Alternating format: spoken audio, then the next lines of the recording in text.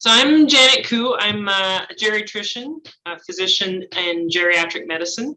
And I work primarily at Providence Healthcare, St. Paul's mostly, but I also have a clinic at Mount St. Joseph's Hospital in East Vancouver.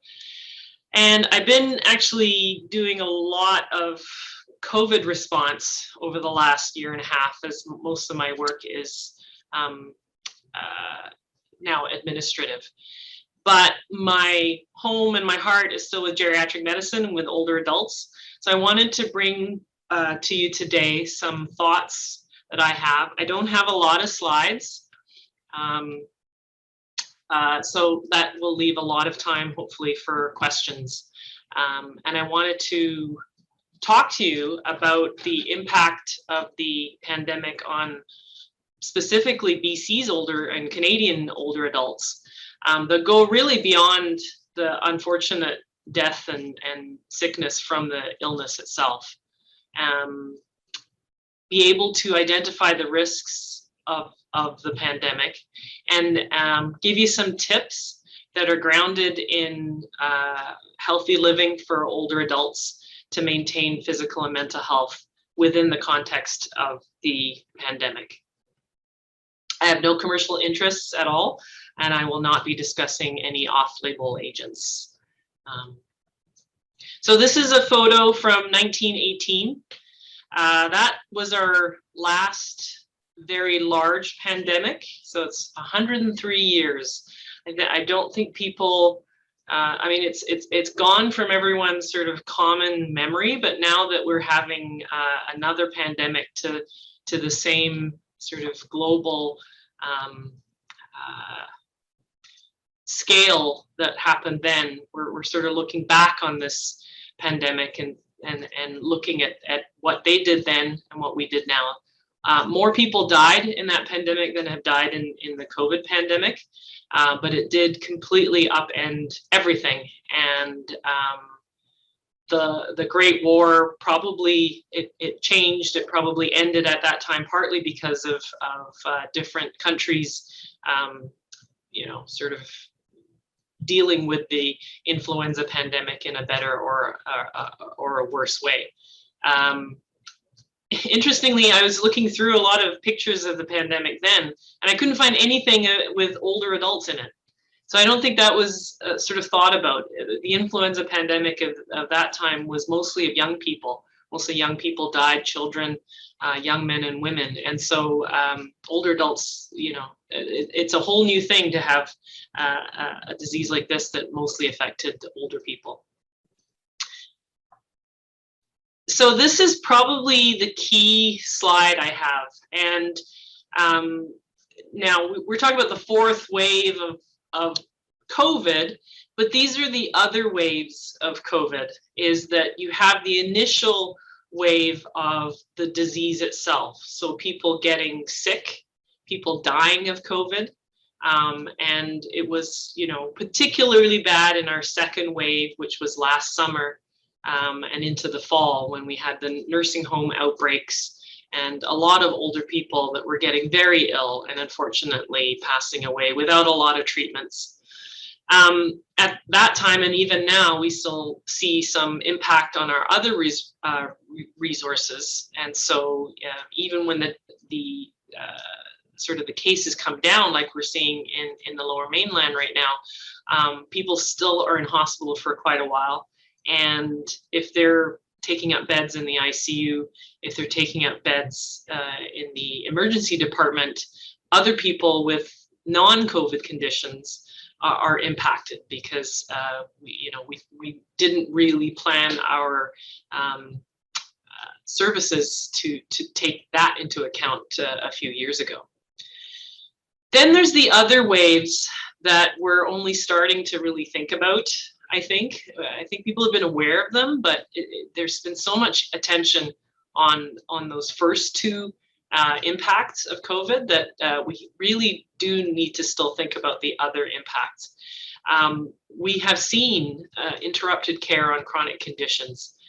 When people started coming back to the hospitals, And our cardiologists were saying, for instance, when people are showing up with chest pain or a heart attack, they're worse than they would have been before the pandemic.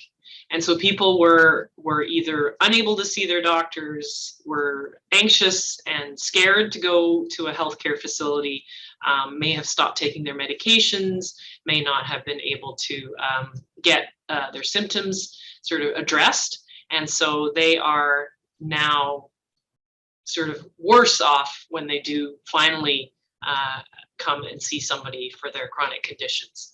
So that's certainly a problem.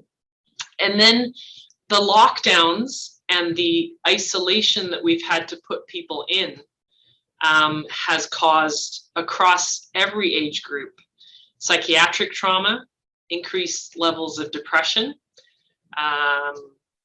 increased substance use, increased levels of mental illness, and we're seeing very high levels of admissions in our psychiatric wards for all sorts of different conditions.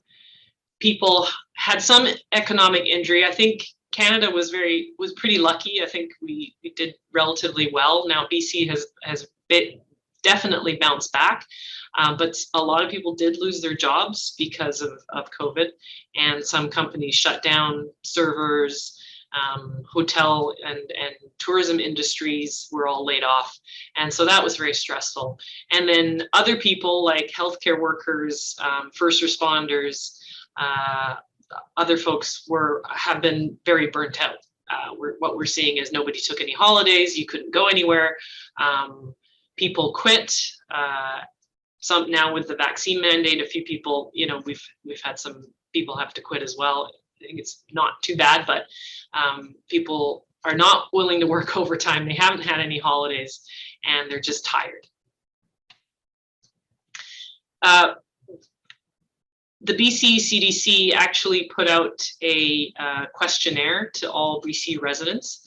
And last year, when the pandemic was just sort of getting going, sort of late spring, they had about 400,000 people responded, which is like a massive questionnaire about everything about their health and their habits. And this year, they've just completed another round of the same questionnaire, and it's almost 250,000 people from all walks of life and age groups. And just picking out some of the few findings that they've had, they haven't published this just yet, but it will be released fairly soon. A third of residents in BC reported worsening mental health, whether it was loneliness, depression, anxiety, whatever. And over 40% reported that either they couldn't see primary care providers, or that they were still anxious and not going to see their GPs or other care because of COVID. And that was just in the last couple of months. There was also increasing use across most age groups of alcohol, and of significantly cannabis in the younger age groups. So there's a lot more data in that questionnaire, but that was a couple of things I thought were particularly interesting. What about seniors in particular? And this data is actually from last year. It isn't even from 2021. And what we were already seeing in seniors is a number of things that was sort of beyond COVID. The first thing is that those that unfortunately have COVID. We've all heard of long COVID, so lung issues, shortness of breath, liver issues, and also mental issues, memory issues, etc. We've seen that. It seems to be right now our clinics are seeing a lot of sort of middle-aged people because of the way COVID was handled in BC. Most of our COVID is skews to the younger age groups. Most are fine, but some people have these post-COVID syndromes, and I've seen this in older adults. I have one patient who he said he had COVID 3 months ago. He says he has no appetite, and I think a lot of that is actually COVID. He's still recovering, even though he made it through. What has been seen in some other countries is that although high energy fractures, these would be, say you get in a car crash and break your leg, those go down over the pandemic because people aren't driving as much. But low energy or fragility fractures, so falling down at home or in your bathroom, this actually didn't improve. And we're going to keep an eye on that because it may have actually gone up because people were at home and not exercising as much. Delayed treatments and surgeries. We know there's lack of social and group activities, and you know, I've talked to my colleagues, the geriatricians in BC, and it's a common story. You know, as soon as the adult day programs shut down, the community centers shut down, people's health deteriorated. Home support was less consistent, and that also impacted people. A study from China, they looked at psychological impact, and 50% of seniors said it was moderate to severe in terms of their psychological impact. They complained of loneliness, poor nutrition and weight loss, poor cognitive function, and overall function, and increasing frailty. So this has already been seen in the literature. There's a lot of impacts, and they go way beyond one virus itself. So what can we do about it? Well, first of all, things definitely have changed, and it's all about the vaccines. And we hear about the vaccines every day. The long-term care residents now are getting a third dose. But now we're getting some data on the effectiveness. And these vaccines are remarkable. They really are. We've never seen vaccines this effective, especially when you think about sort of, okay, we have a new disease, make a vaccine. To get that out so quickly and then to have them so safe and so effective is really quite remarkable. So across the entire BC population, these vaccines, if you're fully vaccinated with 2 doses of the mRNA or the AstraZeneca vaccine, has 95% effectiveness against being in the hospital. So you may still get COVID, but the chances of you ending up in the hospital are now only 1 in 20, right? Okay, compared to what it was before.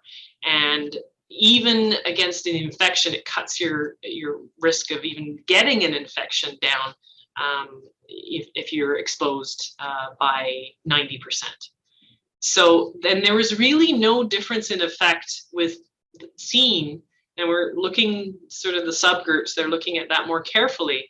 But it really, between ages sort of, 12, which is where we start, to age 75, you don't see any significant difference. So if you have a relatively normal immune system, and even if you're an older adult, if you're a community dwelling, a healthy adult, a relatively healthy adult, the vaccines are remarkably effective. Where we see that start to dwindle are people that have poor immune functions, or if they are very frail, for instance, those people in nursing homes. Okay, and there was really, they studied it when it was mostly the alpha, the original wild variant, and then recently in the last few months, 2 to 3 months, it's been all Delta in BC, and there was no significant difference between those different variants. We don't have so far any really worrisome additional variants. I'll never say never, because COVID is a wily vaccine, a wily virus, but right now, Delta has been the worst one we've had so far. So we've got vaccines, which is pretty well a miracle substance that we have. So that's fantastic. So, sorry. So what can we do to maintain our health then? Knowing that we have effective vaccines, that we're pretty well protected, not 100%, nothing's 100% in life, and there's no guarantees. COVID is still around. We still have a fair number of cases. It's definitely, especially in the Lower Mainland, with our good vaccine coverage, slows this this virus down so that it doesn't spread like wildfire like it did before we had the vaccines. But you need like over 90% coverage to really see that slowing down. It's like throwing, you know, sand in front of someone skiing. You know, that's what it's like. You still ski, but you can slow it down. And what I'd like to propose to you out there is that it's about balance as an older adult. Definitely, even as a younger adult, but particularly as an older adult, because vulnerabilities go up. So it's all about balance. There is risk of COVID for sure, but those have diminished over time with the vaccine, and especially if you're fully vaccinated and a normal immune system. There are those other negative consequences that cannot be overlooked. So the first thing, and I think Dr. Henry is actually a very good communicator, and I know a lot of people admire her. She has said over and over again, and this is still true with all the new things we've learned, outdoor activities are safer in terms of COVID transmission, okay? From droplets and little tiny aerosols, they get blown away when you're outside and you have good, or you have very, very good ventilation, okay? So you see the differences between outdoor activities and indoor activities. Just spending 15 minutes in an enclosed area with someone who's infected, you're probably going to get COVID. You can be with a large number of people all talking. If you're outside or in a very, very ventilated area with a lot of fresh air, you'll see that the attack rates are very low, unless you're like right against each other talking in each other's faces. So outdoor activities, and this photo shows people doing exercise outdoors, is particularly safe, really. There's still, you know, if you're by yourself, definitely completely safe. Outdoor activities are definitely safer than indoor activities. But also, we need social contact. I know some seniors that basically walled themselves in when COVID started. They didn't want any contact with anyone. Maybe they would go on FaceTime, you know, or on the telephone and talk to people. They thought that would be okay, all right? That did not work very well for a lot of them. Not having, we are social beings. And if we don't see people, if we're not around them, even, and virtual is just not the same as in person, okay?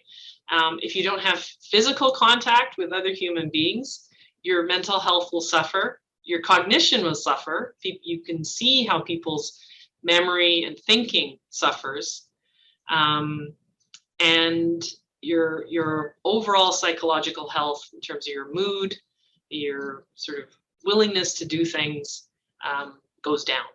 So again, it's a balance. Yes, people are dangerous, right? They could be carrying something nasty, but they also give us a lot of benefit. And we've got to balance, you know, what do you need? You do need some physical and social contact with others.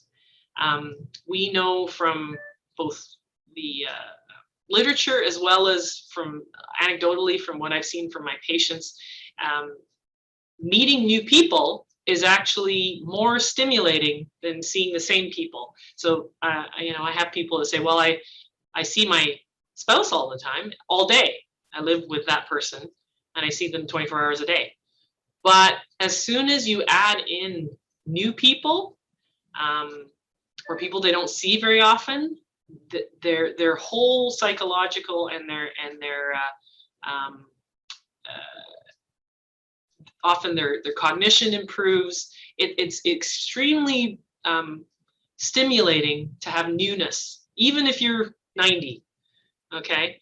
Having the same thing every day for months and months and years is not very stimulating for your brain, even at very old age, okay? So new people, new activities, new learning, these are all good for your brain and good for your well-being. Here's a lady drinking a glass of wine. I myself really love wine. Okay, a little bit of wine is not a bad thing, but just wanted to caution folks. You know, most older adults in BC don't use that many street drugs or even cannabis, except for maybe for some pain. But alcohol use is pretty prevalent. And you want to be careful because a little bit of wine is not bad for your heart, not bad for your arteries, probably not that bad for your brain. Once you get over a certain limit, it's actually a depressant rather than any sort of stimulant, and can cause falls, can cause further cognitive issues. So really moderation in your alcohol intake. Diet is always important. People say, well, what should I eat? The picture on the top is a Mediterranean diet. So fish, nuts and other kinds of proteins, lots of fresh fruits and vegetables, okay?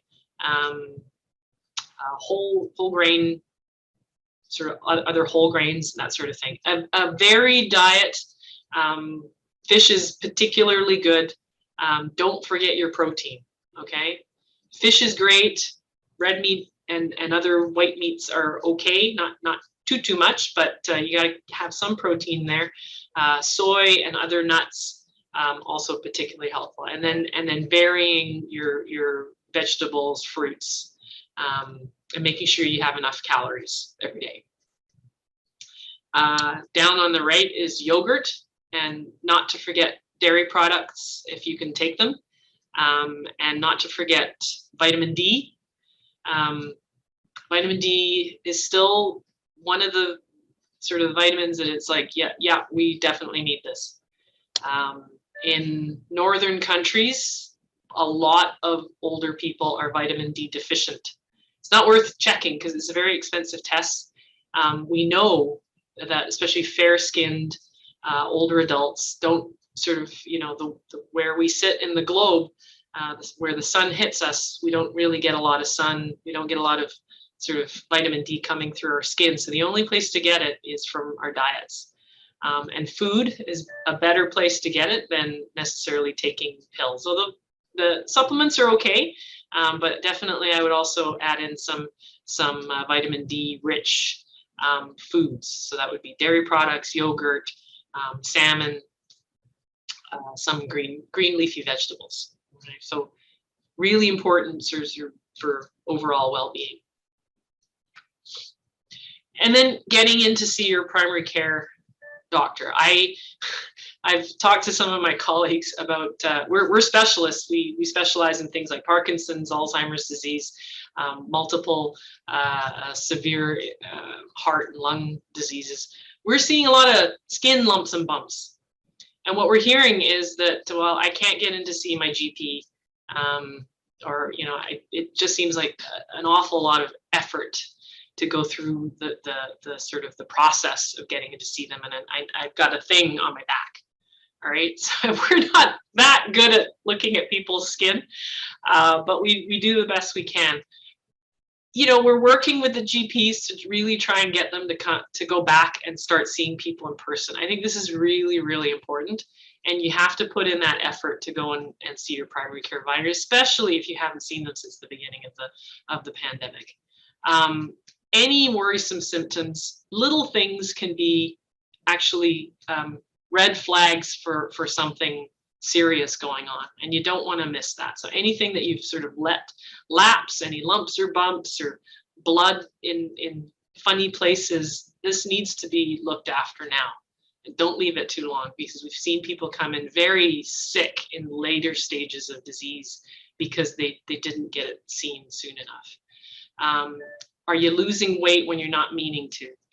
Is your memory, you know, are people thinking your memory's getting worse, or you're feeling like your memory loss is worse, especially if it's affecting how you're functioning?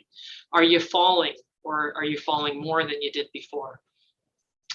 You know, how are your bones? Do we know how your bones, if they're healthy or not? Have we looked after have we checked your blood pressure? Have we thought about whether you have diabetes or how's your diabetes control. For some people, what's their cholesterol? And then the immunizations. So everyone's been talking about COVID. Flu immunizations have started this week. So get out to your pharmacy. My mother just texted me and told me she got hers today, so I'm very happy. Other immunizations, they're all actually not that, you can actually take a whole bunch of them at once. So don't worry about that, flu and COVID too. Shingles vaccines, I recommend that for everybody to think about, because shingles is a horrible disease if you get it, and one shot and you're protected. Pneumonia vaccines as well. We are being warned that we might have a really bad respiratory season if you have any asthma or COPD. Making sure you have your flu vaccine and your pneumonia vaccine as well. And then talking to your family doctor about anything like goals of care, advanced care planning. I always say that's important in case you do get sick. So those things, need to be done at some point. So please, especially if you haven't seen them in a while and there's any symptoms or any chronic conditions that you have, get back in touch with your family doctor or other primary care provider. So that's it. I mean, it's not really rocket science. It's really a lot about healthy living and looking after yourself, and it's about balance. COVID is not nice. I've seen it. I've seen people very, very sick, but being isolated and locked down, that also has sequelae, and you can't discount those either. The vaccine is effective, so we're in a much better situation than we were a year and a half ago. And boosters, the third doses are probably coming at some point. I don't know when, if it's going to be by the end of the year. Seniors will probably be one of the first, again, in the front of the line to get a third dose. So balance those risks, particularly if you're really scared of being around other people, then outdoor activities are definitely the safest. Physical activity is, sorry, I didn't talk that much about physical activity before. It is really, really important. We've had a lot of people that said, I did all of these things. The pandemic hit, the pool shut down, so I didn't go there. I stopped playing, table tennis or whatever, and they start to fall. They start to lose weight. They start to feel depressed. They get constipated, like all sorts of terrible things, and really all because they stopped doing physical activity. It is like the best medicine, better than any pill we've got, okay? Accessing your healthcare providers and being careful about your nutrition, good nutrition, and being moderate with your alcohol. That's my message for today.